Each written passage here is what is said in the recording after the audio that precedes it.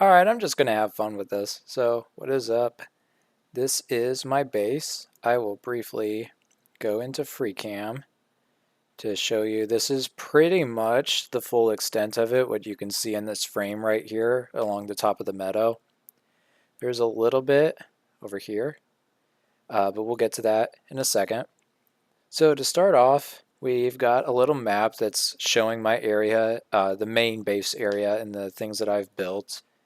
You can also see there's quite a few mob heads here, because with a channeling trident, that's been a lot more useful and easy to get in the new updates. So the main primary part of my base are these two towers. Initially, when I first made them, they were cobblestone bricks, and then had different things like andesite and cobblestone mixed in. But then I decided to change them because I really like the new tough blocks, and then I incorporated some copper elements throughout. So this is the one that I made first. And once again, I'll just quickly go into FreeCam just to kind of give a little overview here. It's very simple, just 2 stories, and mostly made out of tough bricks. You can see I do have a dried ghast as like decoration and stuff. But when you come in, it is a little cramped. We've got storage here, so you have your wood stuff here. Middle is kind of like your miscellaneous stuff, and then I also have redstone in a shulker box. And then your top is miscellaneous blocks here. Along the top here in the barrels is the precious chest, which has good materials except for my diamonds, which are in my ender chest. You also have the plant and like living chest here. You can kind of see some of the stuff in there. And then the mob drops here with a lot of the gunpowder and various stuff in there. Also have furnaces, that kind of thing. Ender chest is down here. This is where I store my blocks of diamond because they're numerous and they're quite precious. Also have quite a few totems of undying. This is like a general, just, if I'm out and about in the world and I need stuff, that's what this shulker box is for. Also have this restoregear.exe for if for whatever reason I died and lost all my stuff, well, all of this stuff is enchanted and all that, so that's going to be useful. Have a ton of emeralds and a ton of totems, and we'll show you the villages later, but that's my richness. Also have quite a few rockets, and then just empty shulker boxes there. Top here is where I sleep. Also have my enchanted mace. First ever iron gear set, and then this is just a chest that stores a bunch of bone blocks and arrows because they're quite numerous. So that's all for this tower. Then we come over here. I used to have my horses here, which is kind of why there's this trough here, but now it's primarily just the parrots here and a cat. Come over here, we got some bees. We got some of my dogs, not all of my dogs, but some of them. This is the second tower. It's the exact same as the first tower in exterior, at least. Interior is where I'm storing a lot of my books, spare books. Also had excess space up here, so I'm storing extra ender pearls, a lot of rotten flesh, and cakes, because I like cakes in this game. And so does everyone else on this server. And don't let them tell you otherwise. And then up top here is my enchanting setup. I may do something a little different with the interior of this tower, but for now that's what I'm doing. We can quickly glide on right down here to this tunnel that has a zombie. It's actually kind of surprising. Get rid of that. Don't know where he came from, because like a ton of this area is spawn proofed with glowstone under moss carpet. Either way, this is the tunnel. It's got 10 villagers in it. I have 2 librarians. This one does Fortune 3. This one does mending. Cartographers to trade glass, panes. A bunch of farmers. A shepherd. Another cartographer. This is where I get my pumpkins and melon from my underground pumpkin and melon farm. So once I craft these up real quick just to give some more space, free cam down to it. It's kind of small. It's a very normal one where you have the observers detecting the stems. If a stem change, it activates the redstone, which activates the pistons. Just have a simple minecart running underneath it and a very simple observer dropper elevator that pumps it up through up to here where I'm currently standing. Nether portal there, nothing too serious in the nether right now. We'll stay up here for now, thematically, and we'll move over to the various animal pens. So dogs aren't really in a pen, but they kind of count. So there's dogs here, there's bees there. Here we have some brown mushrooms that I picked up and just have chilling in a little pen. Over here we have some frogs. We have Eenie and Meanie. May make this pen a little bigger in the future, but they haven't complained too much. You know, they don't have rights. Over here is a sign, don't sprint beyond this point, because we have armadillos. And they're right under here. There's two of them as well. They have a little acacia tree there. Under the armadillos is a minecart rail with a hopper that is picking up all their scoot. I was using the scoot for dog armor, but don't really need that anymore. And then just a very simple pond where I can fish. I have a fun mod that is an auto fishing mod, so anytime a lure is cast and something is caught, it automatically reels it in and then casts again, so that's really cool. Has some trees here, it's just kind of like a little decorative thing along this path. But the newest addition is right over here. And this is a factory build that I custom made for a previous server. It used to be a gunpowder factory, but I've brought it back and I'm repurposing it into the community resource hub.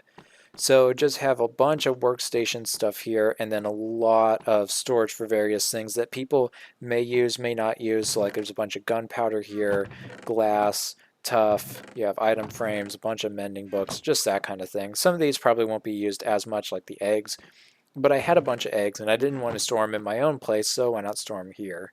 There's also quite a bit of wool because I do have a wool farm. Quickly fly over here as the sun sets. This is kind of just, I don't know, a gaming area. I also put up a very small resin farm. See, we have a piranha plant, hot air balloon, and a leaf drop game that we haven't actually played, but I saw a photo of this on Google and I wanted to recreate it here. Over there, just have a mule and a horse that I have that are just kind of in a pen. I really like how the pale oak fence contrasts against the meadow grass. Really like that. And then finally, over here, this was not originally a lake. This was just like a depressed area in the ground, hole in the ground, that I made into a lake. And there are a bunch of axolotls that I bred up, and they're just floating around here. And the purpose of this lake is it's a remembrance island. So it's dedicated to all who have passed that were important to either me or server mates. So as you cross the cherry oak bridge, there's a lone cherry tree here. And it's just got some petals and the base has been thickened up. And then this used to have the single axolotl I had in this pond. But then when I found more and started breeding them, they went out into the main pond. So that's the purpose of this island. As we continue over here, you may see I lost beacon powers, but I do have 4 beacons. I have strength, speed, haste, and regeneration, I do believe. And then down here is what I'm calling 2012 Minecraft. So actually, the most appropriate way to access this part of my base is through a tunnel that literally says to 2012 Minecraft. Now this isn't because it has a bubble column, but as we get down here, tunnel definitely looks like 2012 Minecraft. There's an instruction book here about this tunnel because it's a little more complex than you'd realize, but I'll just walk you through it here. Essentially what happens is you can just, press this button and you'll just ride off like that. What you may have noticed though is that nothing really happened with this bubble column. Maybe you didn't notice it because why would anything happen? Well, watch what happens here. So the minecart's all the way down here. And I'm over here. Well, I want the minecart to come back to me. I don't want to walk this tunnel like a pleb. So I can hit the button again, and it will activate the minecart coming back, and you'll see there's an activator rail. When it does that, it sets this to a soul sand block. That'll then take me up the portal, and then it also up the tunnel, and then it automatically comes back. So when I'm riding it, it doesn't do that going this way, but it will that way. This side is very similar in that if this minecart is back over there and I press this button, it'll come back to me and then I can go back. So that's kind of nice. Before we discuss this here, I'm going to quickly go to sleep because we don't want to be touring, even though this place is mob proof. Don't want to be touring at night. It's not the best time. So as you come out of the tunnel, you really enter 2012 Minecraft.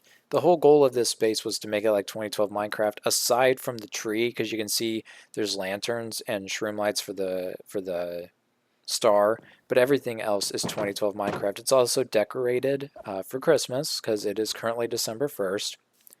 So this is another build that I had from a previous server, and I just call it my 2012 Minecraft house. I think the only thing that's not like super accurate is that you can place ladders on vertical trapdoors. But I could be wrong. It's, been 13 years since that. Just a very generic house, and it has the like very classic 2012 Minecraft interior with like the kitchen and that and very basic storage here. Also has a working fridge where I store my beetroot soup. Beetroot is grown along some of these 4 plots. So I do wheat, carrots, potatoes, and beetroot. And then I also have a well here. Behind the well, there is a little place to dispose of items via lava. Also, I'm growing some sugar cane. This is like my favorite part, where I just have these trees spaced perfectly. And you just walk through and you've got the icicles, you have the leaves falling, you have the sweet berry bushes, which again are creative liberty for Christmas. But these will just be like red and yellow flowers here during normal times. But it's really cool. I have a little bench here and a table here, which is, this just is a really great view in my opinion, to just look out across the valley over to the spawn village there. And the only other thing really notable are the few cows and sheep here that I keep in their pen. I decided to just keep that grass for now. Also, Christmas tree here. All the Christmas decor will probably go away probably in January. Over here, just have a gate and a very simple coarse dirt path that leads to this little park area. Again, we're still in 2012 Minecraft, keep in mind. So it's just got the bushes along the side. You have a very classic fountain.